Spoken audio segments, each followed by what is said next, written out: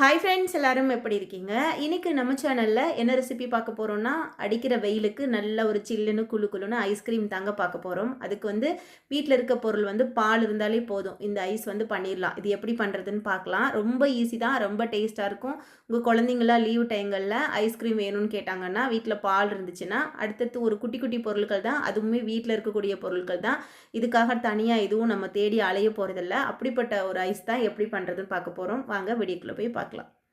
பால் நான் இன்னைக்கு ஒரு 1/2 லிட்டர் பால் எடுத்திருக்கேன். 1/2 லிட்டர் பாலுமே நல்லா நல்ல ஹெவி க்ரீம் இருக்கும் பார்த்தீங்களா, அந்த மாதிரி பால் தான் நான் எடுத்துக்கிட்டேன். தண்ணி எதுவும் சேர்க்கல. இதை பார்த்தீங்கன்னா 1/2 லிட்டர்லேருந்து நான் இப்படி 1/4 லிட்டர் வர்ற அளவுக்கு நல்லா சுண்ட காய்ச்சிக்கிறேன். அடுப்பில் சூடாயிட்டிருக்கு. இப்போ ஒரு 20லேருந்து ஒரு 25 அளவுக்கு முந்திரி எடுத்துக்கலாம். அதில் கொஞ்சம் தண்ணி சேர்த்து ஒரு 20 நிமிஷம் நான் ஊற வைக்கிறேன். இப்போ முந்திரி தண்ணியிலே ஊறட்டும். அதுக்குள்ளேயே நமக்கு அந்த 20 நிமிஷத்துக்குள்ளேயே பால் நல்லா சுண்டி வந்துடும். இப்போ பால் பாருங்கள், நல்லா அந்த பால் ஏடெல்லாம் நல்லா மஞ்சள் மஞ்சேன்னு வருது. பால் நல்லா வத்திருச்சு, பார்க்கையிலே உங்களுக்கு தெரியும். நல்ல ஃபுல் க்ரீம் உள்ள நீங்கள் பால் எடுத்தீங்க அப்படின்னா, அதாவது அது எப்படி இருக்குன்னு கேட்டிங்கன்னா, டீ கடைகள்லாம் யூஸ் பண்ணுவாங்க பாருங்கள். பாக்கெட் பால்லே ஃபுல் க்ரீம் பால் இருக்குது, நல்லாயிருக்கும். அது ஐஸ்கிரீம் பண்ணுறதுக்கு நல்லாயிருக்கும், கேட்டு வாங்கிக்கோங்க. அந்த பால் எடுத்து நம்ம செஞ்சோம் அப்படின்னா, நமக்கு நார்மல் பாலை விட இது கொஞ்சம் நேரம் கொதிச்சாலே நல்லா கெட்டியாகும் பால். அந்தளவுக்கு ரொம்ப டைம் எடுத்து வேக வைக்கணும் அப்படின்னு இருக்காது. இப்போ இந்தளவுக்கு பாருங்கள், கரண்டி இல்லாமல் பால் ஏடு நல்லா ஒட்டுது. இப்போ ஒரே ஒரு பிஞ்சளவுக்கு மட்டும் நம்ம வீட்டில் சமையலுக்கு யூஸ் பண்ணுற மஞ்சத்தூள் நான் சேர்த்துக்கிட்டேன். வேறு எந்த கலருமே நான் சேர்க்கலை. கொஞ்சமாக அந்த ஒரு குல்ஃபி ஐஸ் இருக்கும் இல்லையா, ஒரு லைட்டாக ஒரு எல்லோ ஐஸ் இருக்கும் பார்த்தீங்களா, அந்த மாதிரி கலர் வேணுங்கிறதுக்காக தான் நான் கொடுத்துக்கிட்டேன். உங்களுக்கு அது வேணாம் அப்படின்னு நினச்சாலும் நீங்கள் வெள்ளையாக வச்சுக்கலாம். இந்த ஒரு பிஞ்சளவுக்கு மஞ்சத்தூள் போட்டாலும் ஒன்றுமே ஆகாது. வாசனையும் ஒன்றும் டிஃப்ரெண்ட்டாலாம் வராது. இப்போ பார்த்தீங்கன்னா, ஒரு 1/4 கப் அளவுக்கு வெல்லம் நான் சேர்த்துக்கிறேன்.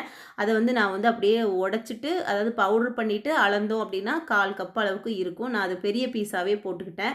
ஏன் அப்படி போட்டேன் அப்படின்னா, இந்த வெல்லத்தில் மண் தூசி எதுவும் இருக்காது, சுத்தமான வெல்லம். 2வது, இந்த வெல்லம் பால்லே கொதித்து கொதித்து கரையும் போது நல்லாயிருக்கும். கொஞ்சம் சீக்கிரம் அந்த பாலும் இன்னும் கொஞ்சம் கெட்டியாகும். இந்த வெல்லமும் கரையிறதுக்கு கொஞ்சம் நல்லா டைம் எடுக்கும். நம்ம ரொம்ப பவுடர் பண்ணிவிட்டு சேர்த்துட்டோம் அப்படின்னா, அது பாகு மாதிரி மாறக்கூடாது இல்லையா, அதனால தான் இந்த மாதிரி போட்டுக்கிட்டேன். இப்போ அது நான் அடுப்பில் இருக்குது. இப்போ முந்திரி பருப்பை மிக்ஸி ஜாரில் அப்படியே தண்ணியோடவே சேர்த்துட்டு நல்லா அந்த மாதிரி அரைச்சிக்கிட்டேன். எவ்வளோ நைஸாக முடியுமோ அந்த மாதிரி அரைச்சிக்கோங்க.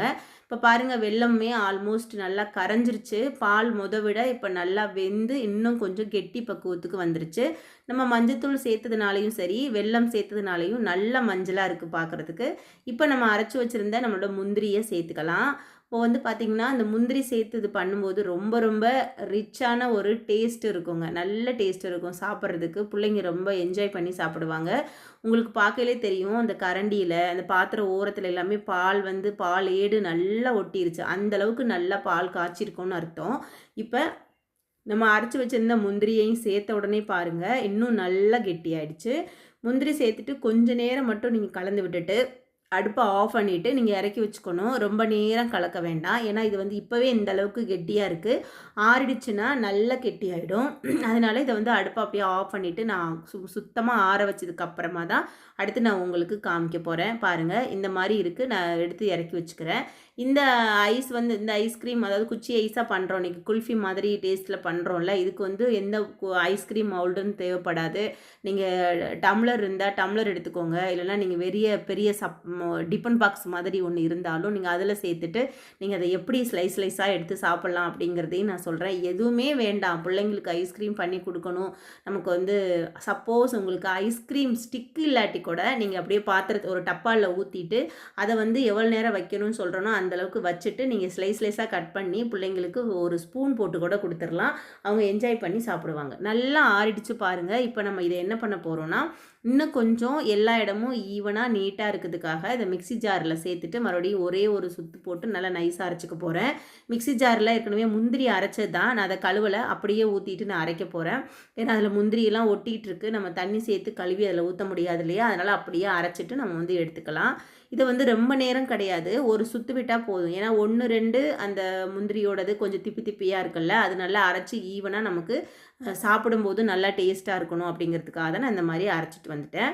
பாருங்கள் இந்த மாதிரி அரைச்சாச்சு. இதை நான் வந்து இன்றைக்கி என்ன பண்ண போகிறேன்னா, சின்னதாக டிஃபன் பாக்ஸ் மாதிரி ஒன்று எடுத்திருக்கேன். அதில் சேர்த்துட்டு என்கிட்ட ஐஸ்கிரீம் குச்சி இருந்துச்சு, நான் குச்சி சேர்த்துக்கிட்டேன். சப்போஸ் வீட்டில் குழந்தைங்களுக்கு இப்போ ஐஸ்கிரீம் வேணும்னு கேட்குறாங்க, பால் மட்டும்தாங்க இருக்குது, முந்திரி பருப்பு இருக்குது, வெல்லம் இருக்குது, ஐஸ்கிரீம் குச்சியெல்லாம் இல்லையே, நான் எப்படி பண்ணுறதுன்னா யோசிக்கவே யோசிக்காதீங்க. ஐஸ்கிரீம் குச்சி கூட வேண்டாங்க. இந்த மாதிரி ஊற்றிட்டு ஒரு நார்மலாக ஒரு இந்த மாதிரி பட்டர் சீட் மாதிரி இருந்துச்சுன்னா, சீட் இருக்கு இல்லையா, நமக்கு அந்த பட்டர் சீட் போட்டு அப்படியே நல்லா க்ளோஸ் பண்ணிவிட்டு, ரப்பர் பேண்ட் இல்லாட்டி கூட நீங்கள் ஒரு துணியை வச்சு கட்டிக்கலாம். உங்களுக்கு வந்து சப்போஸ் இந்த பட்டர் சீட்டும் இல்லை அப்படின்னா, நல்லா காட்டன் துணி ஒயிட் கிளாத் இருந்துச்சுன்னா போதும், அதை மேலே அப்படியே போட்டுட்டு நீங்கள் கட்டிட்டு கூட ஃப்ரீசரில் ஒரு 7 to 8 மணி நேரம் வச்சுருங்க. வச்சதுக்கப்புறமா நீங்கள் எடுத்து குழந்தைங்களுக்கு கொடுக்கலாம். அப்போ நைட்டு செஞ்சு வச்சிட்டிங்க அப்படின்னா, காலையில் நல்லா வெயில் டைங்கெல்லாம் குழந்தைங்க கேட்கும்போது அதை நீங்கள் கத்தி வச்சே ஸ்லைஸாக கட் பண்ணி ஒரு ஸ்பூன் போட்டு கொடுத்துட்டிங்கன்னா அவ்வளோ என்ஜாய் பண்ணி சாப்பிடுவாங்க. எதுவுமே இல்லைனாலும் நம்ம வந்து என்ன இருக்கோ அதை வச்சு நம்மளுக்கு ஏற்ற மாதிரி செஞ்சு சாப்பிட்டுக்கலாம். வீட்டில் பண்ணுறதுனால ரொம்ப ஆரோக்கியமும் கூட, கடையில் வாங்குறத விட வீட்டில் சாப்பிட்றது. இப்போ ஒரு 4 ஸ்டிக்கு நான் வச்சுக்கிறேன். அதுக்கு மட்டும் கத்தியில் ஓட்டு போட்டுக்கிட்டேன். இதில் வந்து நீங்கள் 6 ஸ்டிக்கு கூட வைக்கலாம். 6 ஸ்டிக்கு வச்சாலும் இன்னும் கொஞ்சம் குல்ஃபி வந்து நல்லா மெல்லிஸாக நல்லாயிருக்கும். அதுவும் நல்லாயிருக்கும். நான் அப்படியும் செஞ்சு பார்த்தேன், நல்லா இருந்துச்சு. இன்றைக்கி வந்து நான் வீடியோக்காக கொஞ்சம் பெருசாக தெரியணும் அப்படிங்கிறதுக்காக மட்டும் 4 வச்சுட்டு, இந்த குச்சி கொஞ்சம் ஆடிட்டு தான் இருக்கும். நேரம் வச்சுட்டு ஒரு 8 மணி நேரம் ஃப்ரீசரில் வச்சுட்டேன். 8 மணி நேரம் கம்ப்ளீட் ஆகிடுச்சு. இப்போ நான் ஓப்பன் பண்ணி காமிக்கிறேன். வீட்டில் குழந்தைங்க இருந்தாலே அது வந்து ஐஸ்கிரீம் ரெடி ஆயிடுச்சான்னு விரல் வச்சு பார்ப்பாங்க, குச்சி அசைச்சு பார்ப்பாங்க. அந்த மாதிரிலாம் எங்கள் வீட்லேயும் செஞ்சுட்டாங்க. அதனால தான் இந்த மாதிரிலாம் இருக்குது. ஆனாலும் குச்சி வெளியில் வரல.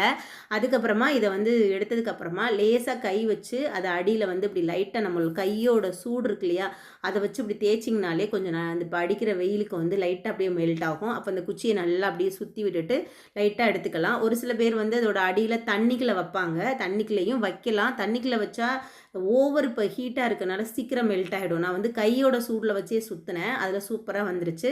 இந்த மாதிரி எடுத்து வச்சதுக்கப்புறமா இதை வந்து நம்ம அப்படி 4 பீஸாக கத்தியில் போட்டுக்கிறேன். இப்போ உங்களுக்கு பார்க்கலே தெரியும், இதில் வந்து 4 குச்சிக்கு பதிலாக 6 குச்சி வச்சோம்னா இன்னும் நல்லா மெல்லிஸான நமக்கு வந்து குல்ஃபி கண்டிப்பாக கிடைக்கும்.